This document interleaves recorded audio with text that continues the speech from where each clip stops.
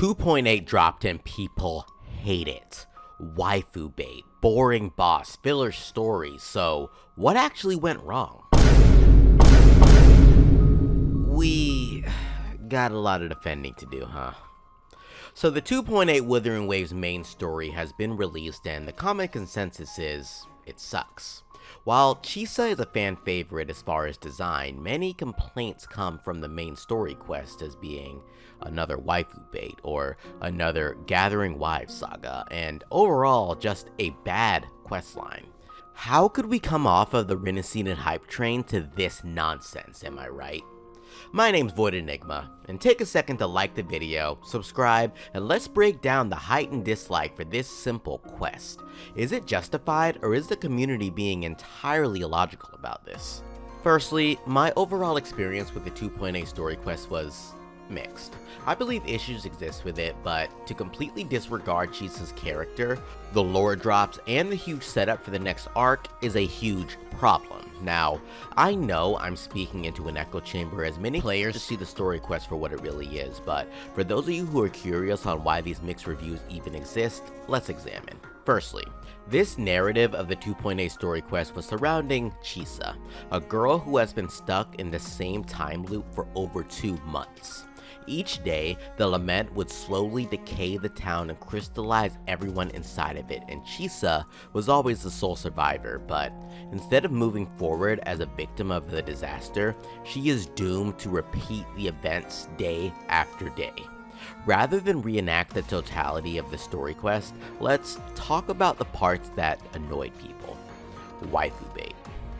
The Gathering Wives narrative has gotten a bit too far, and I will admit that it does exist. The women in Wuthering Waves do have a fair bit of fan service, but tell me one story nowadays that doesn't have a bit of fan service. Wuthering Waves is a game with fan service, and that fan service has never been pushed past friendly boundaries. Now, we have teetered very close on that boundary, but behind every scene in Wuthering Waves there is character focus.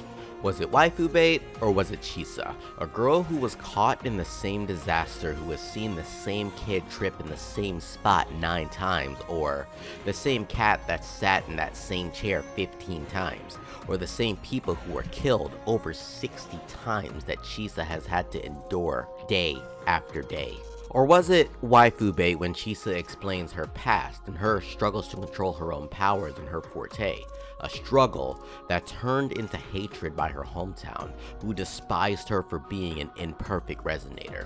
Those scenes and plot points had very real character development for Chisa, and to call it just a Gathering Wives story is just wrong. It was a story, let's get that right.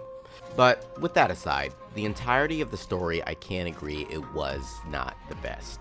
The stakes were pretty low, and I'd like to have seen more of an impact of the time loop. We did see civilians affected, but I just wanted a little more risk in the overall story that involved this anomaly that's actually happening to this town.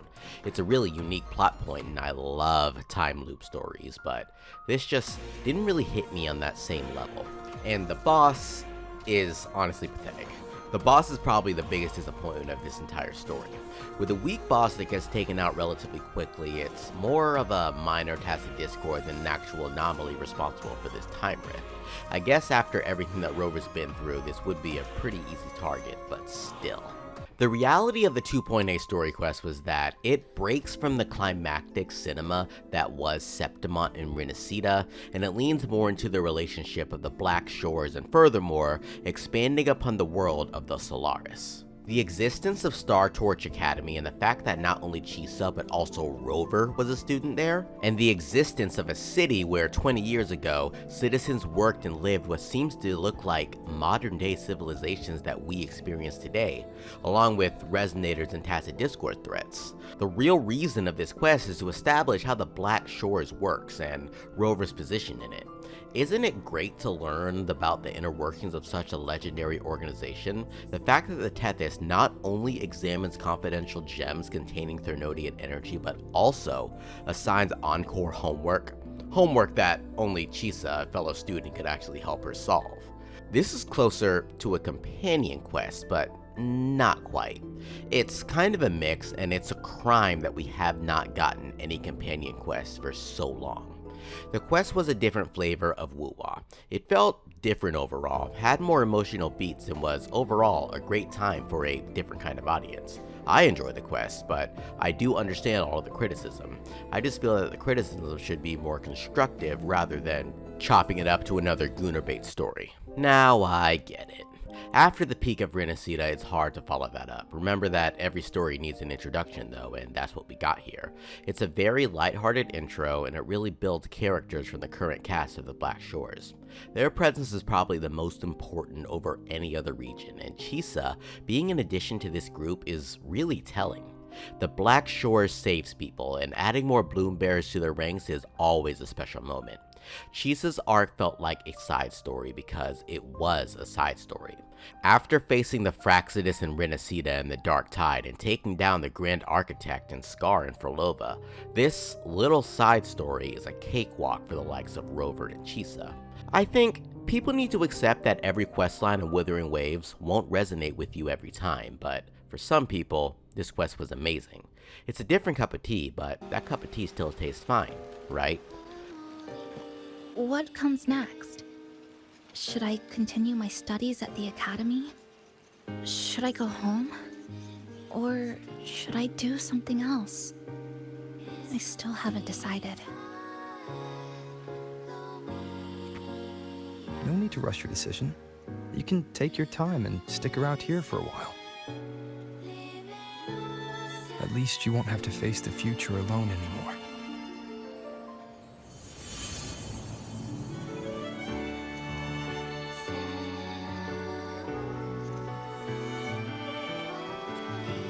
You're right. We're partners. I guess the whole stigma of this story is that Wuthering Waves keeps using the same kind of plot point, right?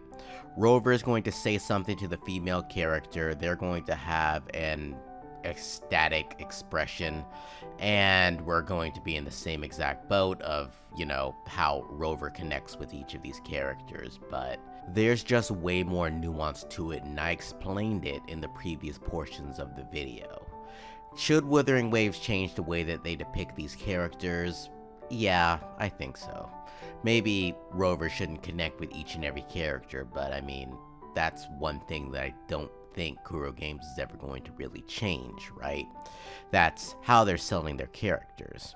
So I will admit that going forward, Wuthering Waves could be a much better game if they didn't rely on this aspect with every single female character, but it still doesn't take away from the story that is Wuthering Waves.